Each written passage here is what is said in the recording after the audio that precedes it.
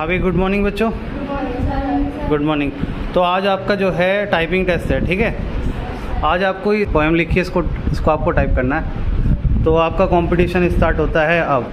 चलिए MS word खोलो।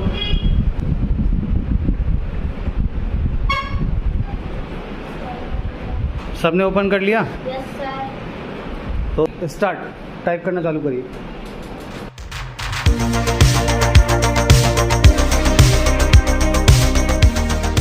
हाँ भाई हुजैफा, आपने कितने वर्ड्स लिख लिए? 23। कहाँ लिखा हुआ है आपने? अच्छा, यहाँ लिखा हुआ है 23 वर्ड्स। आपने कितने वर्ड्स लिख लिए? 28। ठीक है। अदीबा, आपने कितने वर्ड लिखे?